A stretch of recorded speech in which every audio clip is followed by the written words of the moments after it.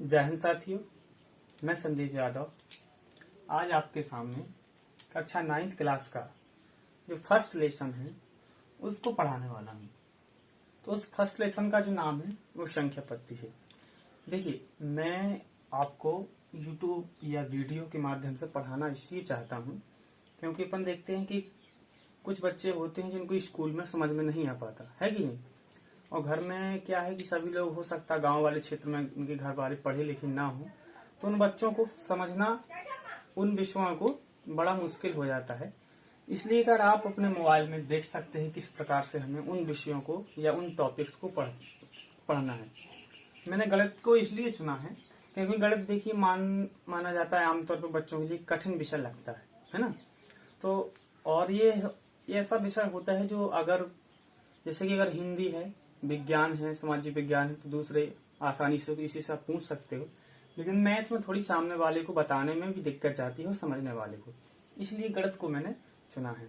ठीक है, तो मेरा उद्देश्य यही है कि जो जैसे आजकल देखते हैं अपन कोचिंग का जमाना चलता है, तो सभी लोग कोचिंग जाते हैं, लेकिन हो सकता है कि भाई किसी की आर्थिक स्थिति अच्छी ना हो कि वो कोचिंग से जा सके।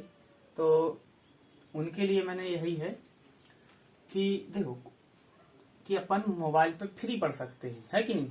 संसाधन है अपने पास एक प्रकार का, अपन उसका उपयोग करें और अपनी शिक्षा को अच्छा बनाएं।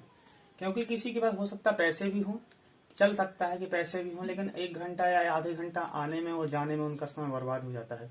तो मुख्य रूप से अपन को है कि समय को बचाना है और अच्छी पढ़ाई करना है ना। तो मैं आपको पढ़ाऊंगा जो वो इस तरीके से पढ़ाऊंगा, बहुत ही अच्छे से आपको समझ में, कहीं भी आपको दोबारा वीडियो नहीं देखना पड़ेगा, बहुत ही आसान तरीके से। ठीक है, तो अपन चलते हैं पढ़ाने की ओर।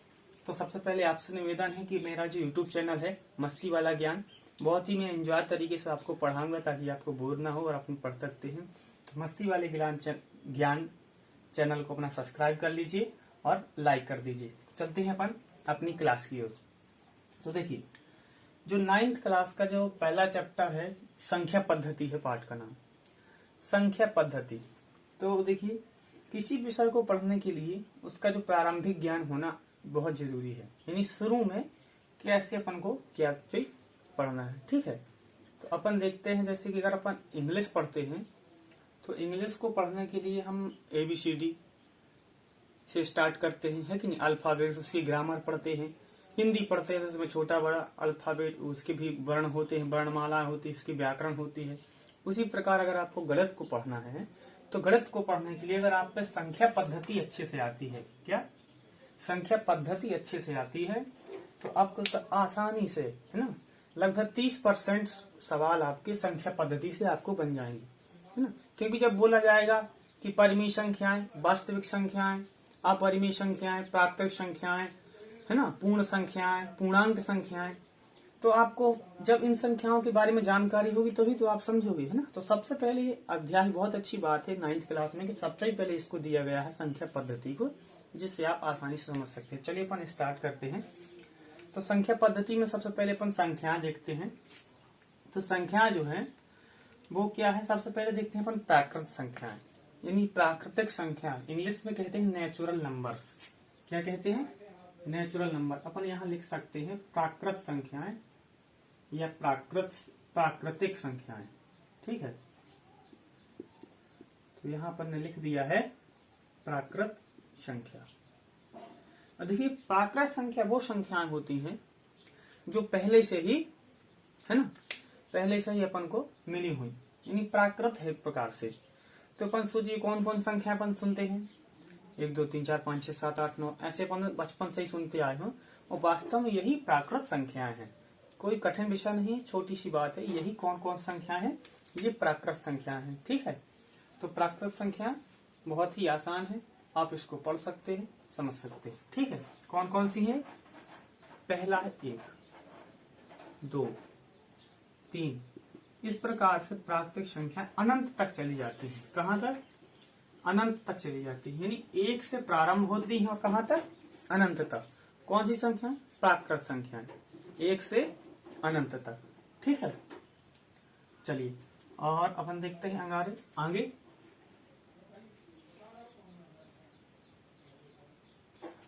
प्राकृत संख्या कहाँ से स्टार्ट होती है? 1 से लेके अनंत तक, ठीक है। 1 के बाद 2, 3, 4, 5, 6 इस प्रकार से अनंत तक होती है। और हमेशा क्या होती है? ये धन वाली होती है, ऋण वाली नहीं होती इसमें, ठीक है। कौन सी होती है? धन वाली संख्या होती है, यानी पॉजिटिव नंबर होते हैं, है ना, इंग्लिश में बोले तो धनात्मक संख्याएं होती हैं, ठीक है। इसके बाद अपन देखते हैं दूसरी संख्या जो है वो है पूर्ण संख्याएं। पूर्ण संख्याएं, देखिए आपको लग रहा होगा कि अब मैं क्या बता रहा हूं, लेकिन आप विश्वास मानिए जब आप पढ़ेंगे आगे 1.1 में ही, कहाँ पे? 1.1 में ही, तो इन्हीं संख्याओं से आपको प्रश्न मिलेंगे और इन्हीं संख्याओं को जो आपने समझा है यहाँ पर वहीं से उसके आंसर बनेंगे। और यानी हम हर साल 1 या 2 नंबर का हमेशा इससे पूछा जाता है, ठीक है। तो आपके लिए बहुत ही आसान है, कोई कठिन नहीं है, आप समझ कर पढ़िए। अगर आपको समझ कर पढ़ लिया तो हमेशा याद रख सकते हैं ना। जैसे आपने देखा होगा, मेरे सबसे पहले ऊपर लिखा होगा यूट्यूब के थंबनेल पर, या आप देखते हैं वीडियो, उसमें लिखा है पढ़ो ऐसा कि पढ़ा सको। तो मैं आपको ऐसा पढ़ाऊंगा आसानी से कि आप दूसरे को भी अच्छे से समझा सकते हो, ठीक है।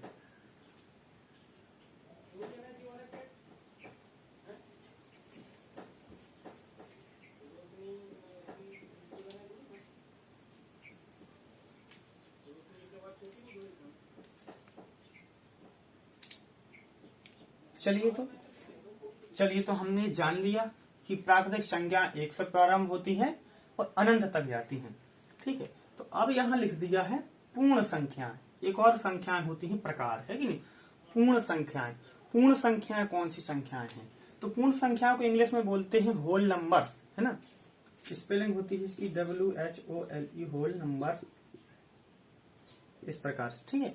होल नंबर्स इनको बोलते हैं। तो इंग्लिश मीडियम के बच्चों के लिए भी आसानी होगी, जैसे उस प्रकार इंग्लिश टू इंग्लिश समझा सकता हूँ, लेकिन क्या है कि हिंदी मीडियम के बच्चों को समझ में नहीं आता, लेकिन इंग्लिश मीडियम के बच्चे हिंदी मीडियम को आसानी से समझ लेते हैं, है ना। तो अपन चलते हैं आगे और देखते हैं कि पूर्ण संख्याएं कौन कौन सी होती हैं। देखिए पहले अपन ने देखा है कि जीरो की खोज,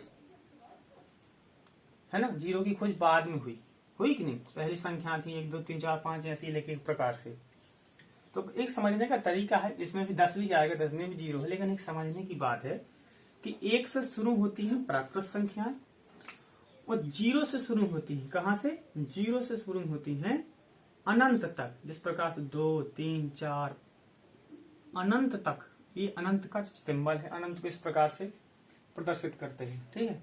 तो अनंत से 0 से अनंत तक होती हैं पूर्ण संख्याएं, ठीक है। तो समझ में आ गया होगा आपको। अगर एक थोड़ा सा अगर आपको कंफ्यूजन हो, संशय हो, शंका हो, संदेह हो, तो आप वीडियो को थोड़ा 10 सेकंड 20 सेकंड पीछे करके देख लीजिए, आपको आसानी से समझ में आ जाएगा, है ना। क्योंकि समझना बहुत जरूरी है, याद करना जरूरी नहीं है कि 1 से शुरू होती है, 0 से शुरू होती है, बात अलग है। लेकिन अगर आप समझ लिए तो आपको हमेशा मतलब एक भूलेगा नहीं। मैं आपको बता दूं, अगर आपने एक बात समझ लिया तो आपको हमेशा एक काम देंगे, क्योंकि आप आने वाले जो सरकारी नौकरी के लिए आप फॉर्म डालेंगे तो आप बात विश्वास माने इसी प्रकार के प्रश्न आते हैं, कौन सी संख्याएं कौन होती हैं, कौन सी संख्याएं कौन होती हैं, ठीक है। तो अपन आगे चलते हैं कि ये हो गई अपनी पूर्ण संख्याएं। तो हमने जान लिया कि पूर्ण संख्याएं 0 से शुरू होती हैं और प्राकृतिक संख्याएं 1 से शुरू होती है। इतना सा अंतर है कि पूर्ण संख्याओं में 0 होता है, बाकी सब ये संख्याएं होती है ना। तो अगर हमें प्रश्न आया कि अंतर बताइए पूर्ण संख्या में और प्राकृतिक संख्या, तो हम बता सकते हैं कि प्राकृतिक संख्या 0 से शुरू नहीं होती है, उनमें 0 नहीं होता है, बाकी सब होता है ना। जैसे 1 से लेकर अनंत तक, ये 1 से लेकर अनंत तक यहाँ भी है, तो है कि नहीं। तो अगर प्रश्न आ जाए कि क्या सभी पूर्ण संख्याएं, 1.1 में प्रश्न है आपके में, 1.1 में प्रश्न है, सत्य असत्य, क्या सभी पूर्ण संख्याएं, जितनी भी पूर्ण संख्याएं हैं वो प्राकृत हैं? तो हम बोल सकते हैं कि सभी नहीं है, कुछ हैं, कुछ नहीं, मतलब ज्यादातर हैं, केवल 0 भर नहीं है ना। केवल 0 ही एक ऐसी संख्या है जो प्राकृत नहीं है, बाकी समस्त संख्याएं जो क्या है पूर्ण संख्याएं प्राकृत है। तो अगर प्रश्न आए कि सभी पूर्ण संख्याएं प्राकृत है तो ये असत्य है ना, ठीक है। तो ये एक प्रकार से आपका एक प्रश्न भी सॉल्व हो गया। आप समझते चलिए, बहुत ही आसान तरीके से आपको समझ में आ जाएगी पूरी मैथ, ठीक है। चलो तो अपन आगे चलते हैं। प्राकृत और पूर्ण संख्याओं के बाद अगर अपन देखते हैं तीसरी आती है पूर्णांक संख्याएं, है ना, पूर्णांक संख्याएं। देखिए आपने देखा होगा कि 1.1 का पढ़ाएंगे सर, तो मैं आपको बता दूं, आपको पहले इसको समझ लीजिए बहुत ही जल्दी। अभी मैं आपको 1.1 के सवाल, है ना, आपके गणित की किताब के ही सामने ही, गणित की किताब में आपको दिखाऊंगा और उसमें क्वेश्चंस बोलता जाऊंगा और आप देखिए और उसको आसानी से सॉल्व करेंगे, बहुत ही अच्छे तरीके से आपको समझ में आएगा।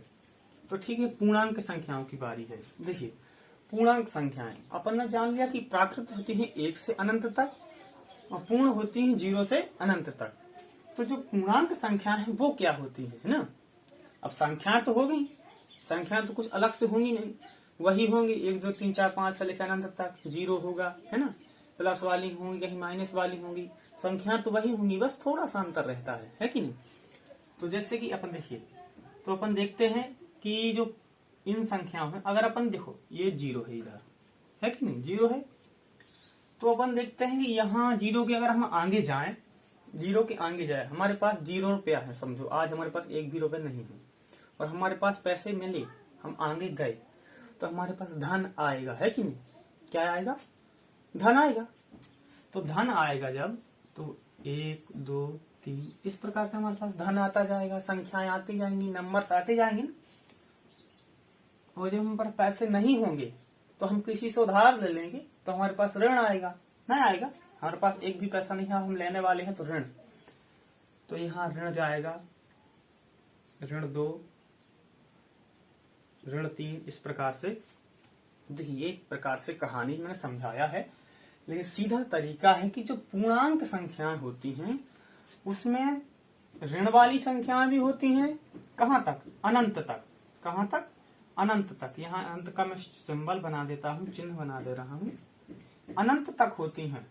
और धन वाली संख्याएं भी अनंत तक होती हैं, ठीक है, किसमें, पूर्णांक में। और साथ ही 0 भी होता है, क्या, 0 भी होता है। तो देखिए प्राकृत में 1 से अनंत तक, पूर्ण में 0 से अनंत तक, और पूर्णांक संख्याओं में धन वाली अनंत तक और ऋण वाली भी अनंत तक, यानी दोनों संख्याएं, धनात्मक और ऋणात्मक संख्याएं होती, उपस्थित होती हैं पूर्णांक में। इसको इंग्लिश में बोलते हैं इंटीजर, इंटीजर्स, है ना, इंटीजर्स यानी पूर्णांक।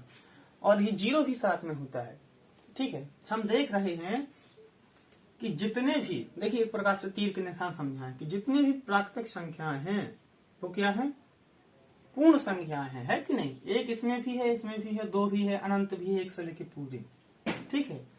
और जितनी भी पूर्ण संख्याएं हैं, देखो आप, जितनी भी पूर्ण संख्याएं हैं वो कहाँ है, पूर्णांक में है कि नहीं। देखो 0 यहाँ, 0 यहाँ, 1 यहाँ, 1 यहाँ, 2 यहाँ, 2 यहाँ, 3 यहाँ, 3 यहाँ, इस प्रकार से यहाँ 5 भी आएगा, पर इस प्रकार से अनंत तक, ठीक। लेकिन क्या सभी पूर्णांक, देखो क्या सभी पूर्णांक, अब समझ गए पूर्णांक कौन है, यानी जिस प्रकार से अपन आगे बढ़ते हैं 1 से लेके अनंत तक धन में, उसी प्रकार से यहाँ अपन पीछे भी बढ़ते हैं 1 से लेके अनंत तक, इस प्रकार संख्याएं होती हैं। तो हम देख रहे थे कि जो पूर्ण संख्या है 1 से लेके अनंत तक वो तो इसमें है, लेकिन जो माइनस वाली है वो इसमें नहीं है। तो अगर यहाँ प्रश्न आ गया कि क्या सभी पूर्ण संख्याएं, यानी ये वाली संख्याएं जो पूर्ण संख्या है वो सभी पूर्णांक हैं, तो जितने भी पूर्ण है वो पूर्णांक हैं। दिख रहा है हमें कि 1 से लेके भाई 0 से लेके अनंत तक, 0 से लेके अनंत तक हैं, ये संख्याएं हैं, है कि नहीं। लेकिन सभी पूर्णांक, यानी सभी, तो इसमें ए भी आएगा और ए भी आएगा ना, तो सभी पूर्णांक यानी माइनस वाली और धन वाली, तो सभी पूर्णांक पूर्ण नहीं है। सभी पूर्णांक तो हैं, लेकिन सभी पूर्णांक पूर्ण नहीं है। कैसे, क्योंकि इसमें माइनस वाली संख्या है और इसमें माइनस वाली नहीं है। तो जब इसमें माइनस वाली है, जब इसमें माइनस वाली नहीं है, तो वो कैसे हो सकती है पूर्णांक, सभी पूर्ण, है ना। तो ये अपने 2 क्वेश्चन यहाँ से सॉल्व हो गए कि नहीं, कि सभी प्राकृत संख्याएं पूर्ण संख्याएं होती हैं, लेकिन सभी पूर्ण प्राकृत नहीं होती, ठीक है। और सभी प्राकृत पूर्णांक भी होती हैं। देखो 1 से यहाँ चालू होगा, होती कि नहीं, बहुत ही आसान तरीके से सभी प्राकृत, जितने भी प्राकृत हैं वो पूर्णांक हैं, लेकिन जितने भी पूर्णांक हैं वो पूर्ण नहीं होगी और प्राकृत नहीं होगी, ठीक है। देखिए ऊपर की ओर अगर तीर जाता है ना, इसीलिए आपको क्रम से समझाया है, ऊपर की अगर आप चलें तो ये नहीं होगा, है कि नहीं। अगर हम सोचें कि पूर्णांक पूर्ण है, सभी सभी याद रहे, सभी पूर्णांक पूर्ण सभी है नहीं, पूर्ण प्राकृत है सभी नहीं, लेकिन ऐसा अगर है कि प्राकृत पूर्ण है, हाँ है, पूर्ण पूर्णांक है तो भी है। ठीक है, आपको मुझे आशा है कि समझ में आ रहा होगा। अगर समझ में नहीं आ रहा है तो आप जो भी आपको बिंदु समझ में नहीं आ रहा है तो आप जैसे तो कमेंट बॉक्स रहता है उसमें लिख कर बता दीजिए, सर मुझे ऐसा ऐसा समझ में नहीं आया है, तो मैं और भी अच्छे तरीके से आपको समझाने का प्रयास करूंगा। और जहां तक समझ में आ गया होगा तो आप वीडियो को फिर से थोड़ी पीछे जाके अच्छे से देख सकते हैं और लिख सकते हैं। अगर आपको लिखना नहीं तो आप स्क्रीनशॉट ले लीजिए वीडियो का, जब थोड़ा वीडियो रुका हो स्क्रीनशॉट ले लीजिए ताकि आपको लिखने में आसानी हो। ठीक है, तो आप स्क्रीनशॉट ले सकते हैं। मैं एक साइड हो चुका हूं, चलिए ठीक है, अपन अब इसको साफ कर देते हैं और देखते हैं आगे वाली संख्याएं हमने पढ़ ली। प्राकृतिक संख्याएं, पूर्ण संख्याएं और पूर्णांक संख्याएं, हमने 3 संख्याओं को पढ़ लिया है। चलिए, है ना, इन संख्याओं को हमने पढ़ लिया है। अब हमें पढ़ना है कुछ आने वाली संख्याओं को और, है ना। अब अपन पढ़ेंगे वास्तविक संख्याएं। कौन सी संख्याएं? वास्तविक संख्याएं। ठीक है, हम पढ़ने वाले हैं वास्तविक संख्याएं। चलिए, तो मैं यहां लिख दे रहा हूं वास्तविक संख्याएं, है ना। आप लोग ध्यान से देखिए। अगर देखिए आप किसी विषय में, है ना, किसी भी क्षेत्र में हैं, चाहे कुछ भी करिए, अगर आप अपना 100% यानी पूरा का पूरा दिमाग उस पर फोकस करते हैं तो आपको समझ में भी आता है और उसमें सक्सेस भी मिलती है कि नहीं। ठीक, तो चलिए, तो वास्तविक संख्या अपन देखते हैं कौन है। तो वास्तविक संख्याओं के मुख्य रूप से 2 प्रकार होते हैं। कौन से? 2 प्रकार होते हैं। ठीक है, आपने सुने होंगे और उन संख्याओं के नाम भी आपके अध्याय में है भी। कक्षा 9th क्लास की संख्या पद्धति एक ही पार्ट में भी है संख्याएं।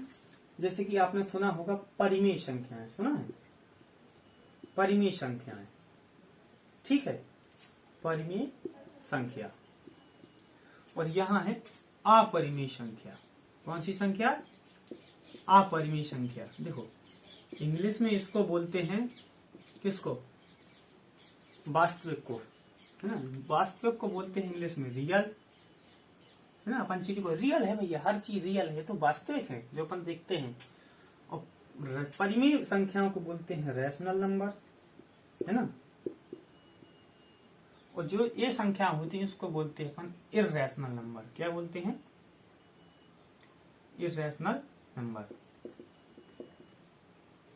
ठीक है, तो ये संख्याएं कहती है। तो कितने प्रकार होते हैं? 2 प्रकार होते हैं वास्तविक संख्याओं के, परिमेय संख्या और अपरिमेय संख्या। अब अपन को क्या पढ़ना है? इन परिमेय संख्याओं को पढ़ना है। देखिए, सबसे ज्यादा बच्चों को अगर कंफ्यूजन होता है संख्याओं में तो वो है, देखो समझ सब आसान रहता है। प्राकृतिक संख्या 0 से प्राकृतिक संख्या 1 से, पूर्ण संख्या 0 से, पूर्णांक में धन और ऋण। बच्चे कंफ्यूज हो जाते हैं कहाँ पर? सबसे ज्यादा परिमेय व अपरिमेय में, है ना। उनके अंदर यही रहता है कि सर ये है क्या, परिमेय संख्या कौन सी हो, अपरिमेय कौन सी हो। और इसमें बहुत अच्छे सवाल बनते हैं, है ना। परिमेय संख्याओं की जोड़ आते हैं, घटाना आते हैं, सब आते हैं। ठीक है, तो अपन चलते हैं परिमेय संख्या और अपरिमेय संख्या को समझने की ओर। तो अपन देखते हैं यहाँ पर सबसे पहले है परिमेय संख्या। कौन सी संख्याएं होती हैं? कौन सी संख्या? कि जो परिमेय संख्या है वो कौन है, यह परिमेय संख्या किसे कहते हैं, यह हम कैसे पता करें कि यह परिमेय संख्या है। आपके में आता है, पता कीजिए, है ना, या जांच कीजिए संख्या परिमेय है कि अपरिमेय। तो आसानी से आप इसको समझ लीजिए, आपके सारे डाउट क्लियर हो जाएंगे, सारी शंकाएं, सारे संदेह, सारे संशय समाप्त हो जाएंगे। ठीक है, तो देखते हैं परिमेय संख्या। देखिए, आपने पढ़ा होगा या आपके नहीं भी पढ़ा है तो पढ़ लीजिए। आपने देखा है आपकी किताब में, उसमें लिखा है कि परिमेय संख्या को अपन P/Q के रूप में लिख सकते हैं। क्या लिख सकते हैं? P/Q की। P/Q देखिए, ये है P और ये है Q, है ना। इसके रूप में लिख सकते हैं भाई, लिख सकते हैं, लेकिन संख्या कौन होती है? ठीक है, तो देखो ये कहलाता है एक प्रकार से अपन बटे में ना, P बटे Q बोलते हैं ना, बटे P बटे Q। यहाँ P के स्थान पर पूर्णांक संख्या कोई भी हो सकती है। पूर्णांक संख्या मतलब पूर्णांक संख्या कौन सी?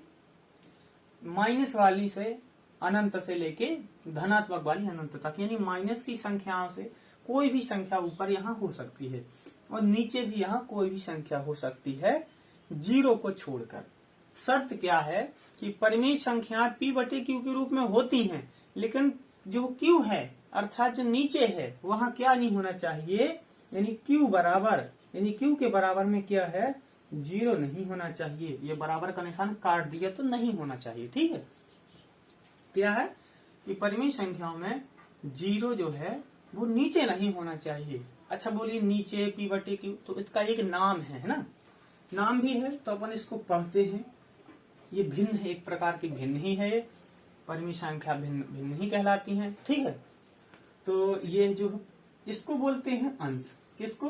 जो ऊपर होता है, यानी जो ऊपर वाली संख्याएं हैं वो कहलाती हैं अंश, जो नीचे वाली होती है उसे कहते हैं अपन हर। क्या? हर। क्या कहते हैं? हर। तो ठीक है, अपन ने जान लिया कि जो परिमेय संख्या होती है वो P बटे Q के रूप में होती है, और हमें देखना है कि जो नीचे है यानी बटे में Q है जहाँ पर, वो नीचे है जहाँ पर हर है। क्या? हर। यहाँ पे जीरो नहीं होना चाहिए, चाहे कुछ भी हो जाए। तो आप उदाहरण से समझते हैं, क्योंकि उदाहरण यानी एग्जाम्पल से बहुत अच्छे से समझ में आता है। ठीक है, चलिए अपन करके देखते हैं। जैसे लिखा है 1/3 बटे में है ना, तो ये परिमेय संख्या है। कौन से? परिमेय संख्या है कि नहीं? और ये परिमेय संख्या है। अगर लिखा है -1/3 तो भाई ये भी परिमेय संख्या है ना, क्योंकि ये भी संख्या है। अगर लिखा है -2/4, ये सॉरी कट जाएगा क्योंकि ये -2/5, तो ये भी परिमेय संख्या है। अगर यहाँ दोनों माइनस हो गई तो भी परिमेय संख्या है। बस नीचे जीरो नहीं होना चाहिए। क्या? नीचे जीरो। ये है अगर लिखा है 1/0, 2/0, 3/0, -1/0, कोई भी संख्या अगर ऊपर है और नीचे अगर जीरो लिखा है, क्या लिखा है? जीरो, तो यह परिमेय नहीं होगी। ध्यान रखना है बस इस चीज को। अगर ऊपर जीरो है ना, अगर ऊपर जीरो है, ध्यान दीजिए, अगर ऊपर जीरो है, अगर लिखा देखो 1/0 है, अगर लिखा है 0/1, तो ये परिमेय है, ये परिमेय है। बस नीचे जीरो नहीं होना चाहिए। ठीक है ना? आप समझ ही गए होंगे कि परिमेय संख्या में एक कंडीशन ये है कि नीचे जीरो नहीं होना चाहिए। ऊपर जीरो हो चाहे ना हो, चाहे 10 जीरो हो जाए, देखो चाहे 50 जीरो हो जाए, कुछ भी जीरो हो जाए, बस नीचे जीरो नहीं होना चाहिए। अगर नीचे जीरो है तो वो परिमेय संख्या नहीं होगी। अच्छा, नहीं होगी तो क्यों नहीं होगी, है कि नहीं? प्रश्न तो आता है कि भाई अपन ने तो देख लिया कि नीचे जीरो है तो नहीं होगी, तो आप समझ लीजिए क्यों नहीं होगी, है ना? क्योंकि अगर आप समझ गए तो आपको याद करने में बहुत ही आसानी होगी। तो अगर देखिए बटे में जो संख्या होती है, जैसे यहाँ लिखा है 4/2, तो इस 2 का बटे यानी भाग होता है, यानी नीचे वाली संख्या का ऊपर वाली संख्या में भाग देते हैं। अपन क्या करते हैं? भाग देते हैं। तो अपन देखते हैं कि अगर 2 का भाग 4 में दें तो 2 आएगा, है कि नहीं? आएगा कि नहीं आएगा? आएगा। 2 दूनी 4। उसी प्रकार से अगर लिखा है 1/0, क्या? 0, तो ये है तो अपरिमेय संख्या, लेकर अपन बताएंगे भाई अपरिमेय कैसे है कि नहीं? जानना तो पड़ेगा। तो देखिए अपन जानते हैं कि अगर 0 से भाग दें, क्या? अगर 0 से भाग दें किसी भी संख्या में, चाहे एक हमने उदाहरण के लिए लिया है, यहाँ 10 भी हो सकता है, 50 भी हो सकता है, कुछ भी हो सकता है, तो अनंत आता है। क्या आता है? अनंत, है ना? अगर 0 से किसी संख्या में भाग दो तो भाई अनंत आएगा, डेढ़। तो हम क्या लिख सकते हैं इसके बटे में? लिख ही नहीं सकते ना। ठीक है, तो क्या है? 0 नहीं होना चाहिए इस कारण से, है ना? वो अगर ऊपर जीरो है तो चलेगा। जैसे देखिए अगर लिखा है, उल्टा करना है अपन इसको, अगर लिखा है 0/1, ध्यान रहे एक बात को याद रखो कि अगर 0 से भाग दिया जाए, है ना, अगर 0 से भाग दिया जाए तो अनंत आता है। वो अगर 0 में भाग दिया जाए तो 0 आता है। क्या आता है? 0 आता है। ठीक है, 0 आता है।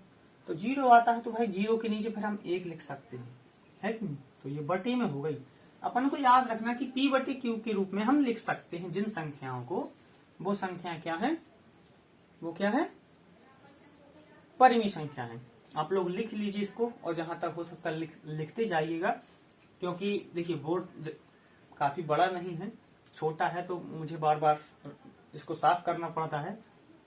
ठीक है, तो चलिए अब अपन देखते हैं कुछ और संख्याओं के बारे में, परिमेय संख्याओं के बारे में। ठीक है, अगर लिखा है यहाँ मानिए 4 लिखा है, तो आप बताइए 4 परिमेय संख्या है या नहीं है? है ना? 8 परिमेय संख्या है या नहीं है? 9 परिमेय संख्या है या नहीं है? बताइए, ये परिमेय होगी, ये परिमेय होगी या नहीं होगी? है ना? क्या है? बिल्कुल सही, होगी। क्यों होगी? क्योंकि सर हम इसके नीचे 1 लिख सकते हैं, है ना? इसके नीचे 1 लिख सकते हैं, इसके नीचे 1 लिख सकते हैं। आखिर हम 1 क्यों लिख सकते हैं? भैया यहाँ पर अगर हम 1 लिख देंगे तो ये 4 4 ही रहेगा। क्या रहेगा? उसका मान नहीं बदलेगा। पहले क्या था ये?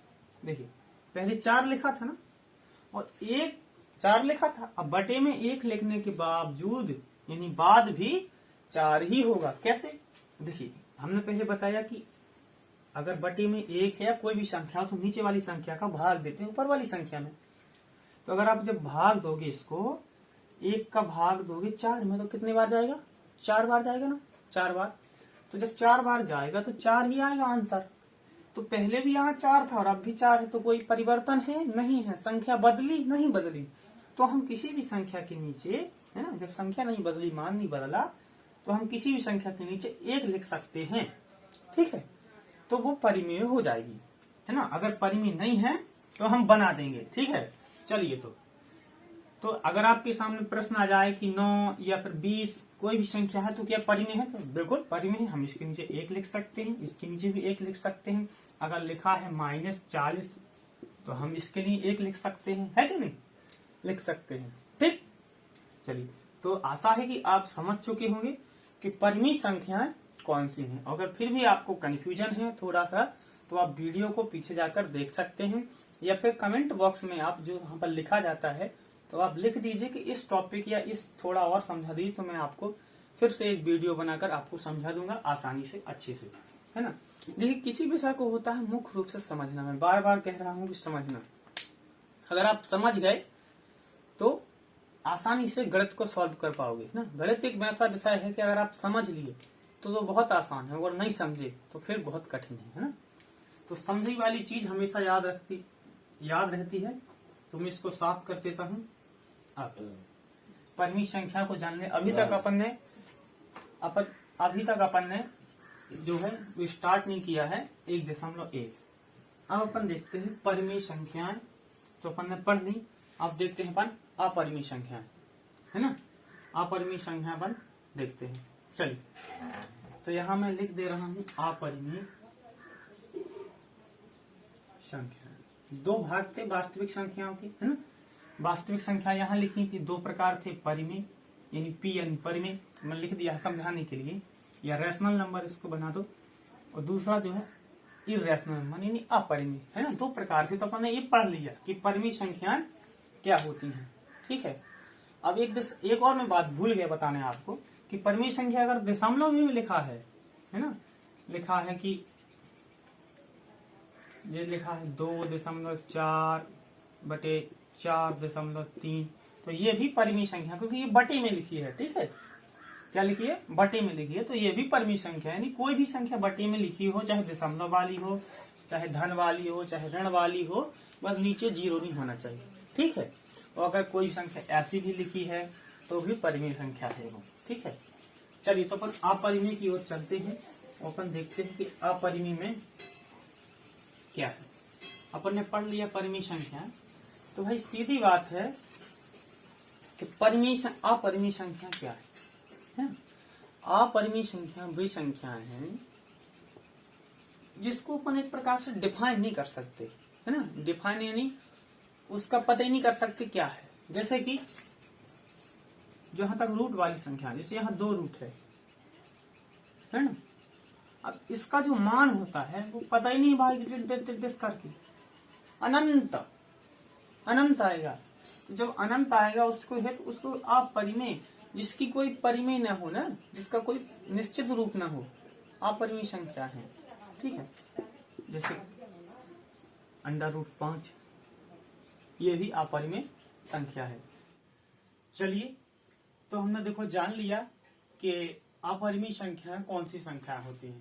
ठीक है, कौन सी संख्या होती है अपरिमेय संख्या, जो ज्यादातर अंडर रूट में होती हैं, और अंडर रूट में अगर पूर्ण वर्ग वाली संख्या है तो वो क्या होंगी, परिमेय होगी। पूर्ण वर्ग क्या कहलाते हैं वो हम आपके लिए एक अलग से वीडियो बना देंगे, वर्ग पर बनाएंगे भी, जिसमें आप समझ जाएंगे कि पूर्ण वर्ग क्या है। ठीक है, तो हमने जान लिया कि परिमेय संख्या जो होती है वो अंडर रूट में होती है, और हम उन्हें P/Q के रूप में नहीं लिख सकते।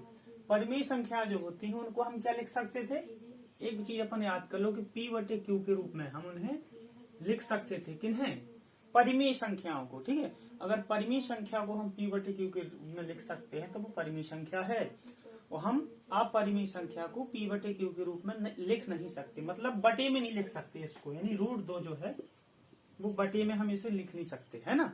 जो रूट वाली संख्या होती है बटे में नहीं लिख सकते। ठीक है, ठीक है। चलिए, तो देखिए क्या है कि वीडियो काफी लंबी हो चुकी है, तो संख्या पद्धति जो पूरी हो गई है कंप्लीट, और मैं बस आपको 1.1 प्रश्नावली 1.1 का ही वीडियो, बस इसके बाद दूसरा वीडियो आपके नीचे होगा, उसमें आप देख सकते हैं कि 1.1 का मैंने पूरे सभी प्रश्नों को अच्छी तरह से हल करके दिखाया है।